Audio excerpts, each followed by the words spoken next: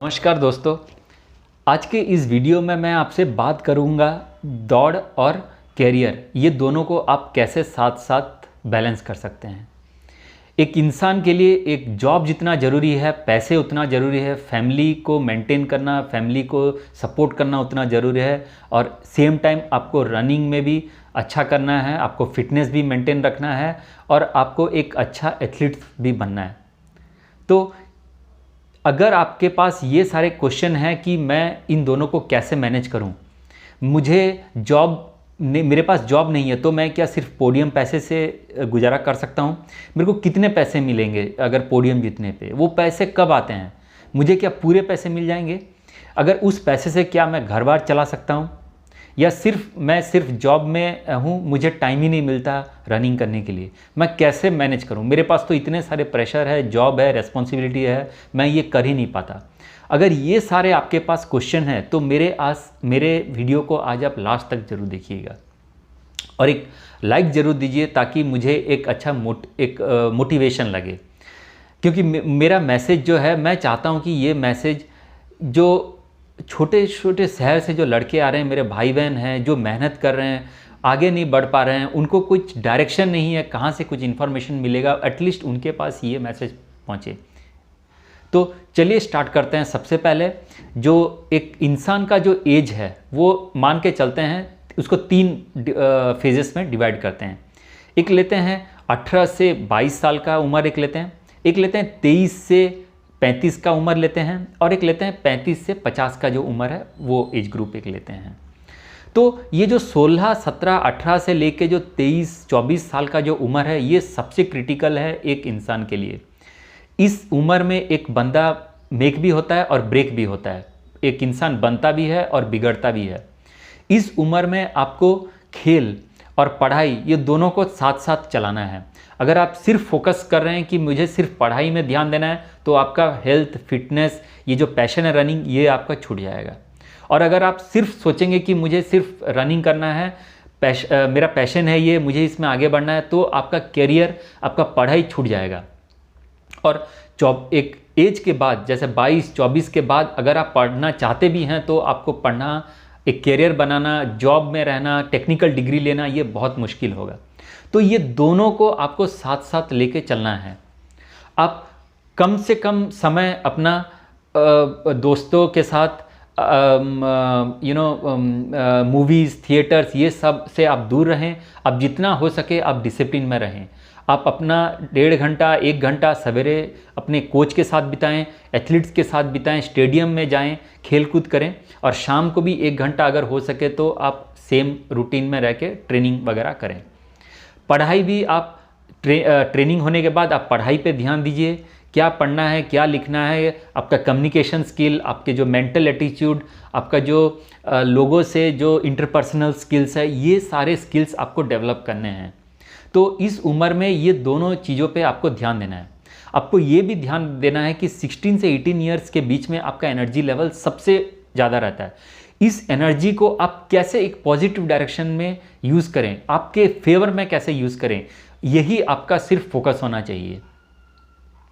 अब चलते हैं दूसरा एज ग्रुप, जो कि 23-24 से लेके 35 साल का उम्र है।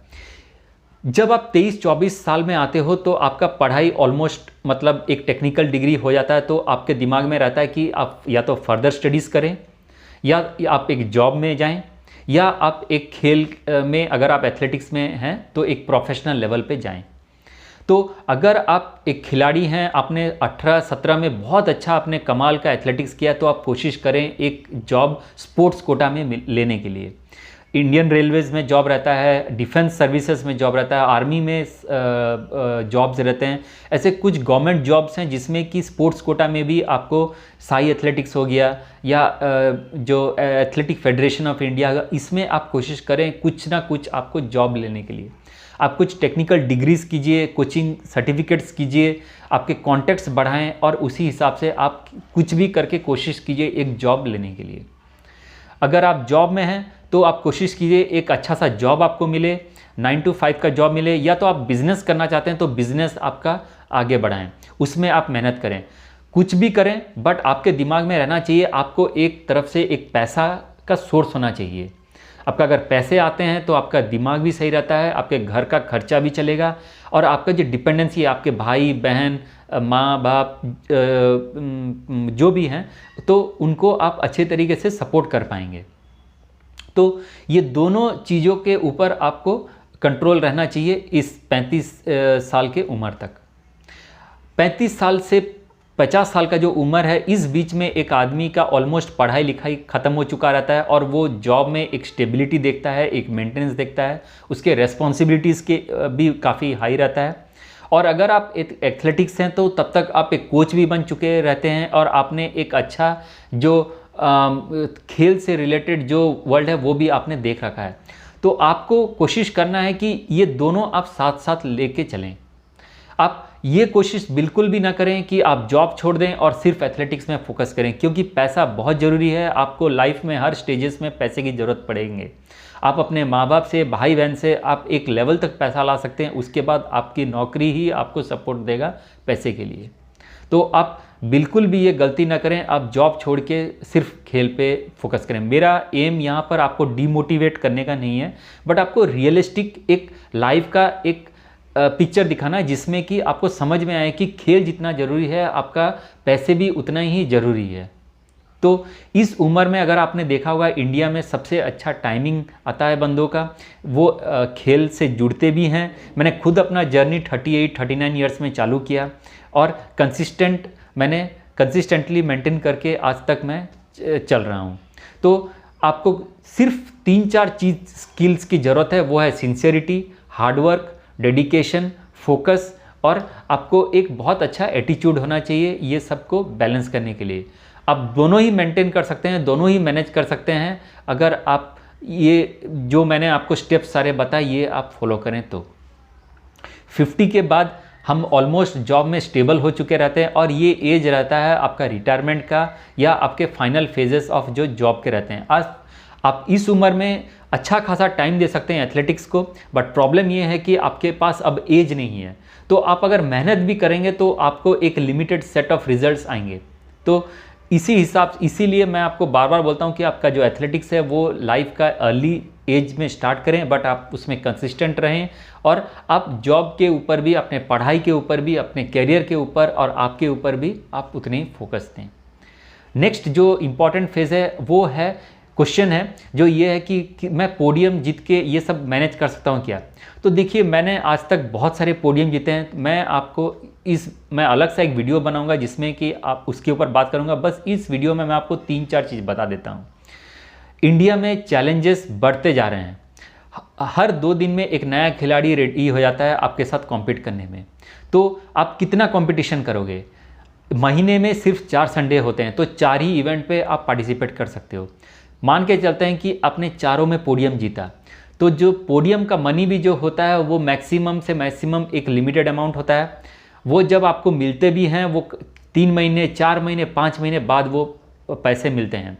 जो पैसे मिलते हैं वो भी टैक्सेबल रहता है, तो उसमें से एक अच्छा 30% 20% कट जाता है और फिर आपको बाकी के अमाउंट आपको वापस आपके अकाउंट में आता है।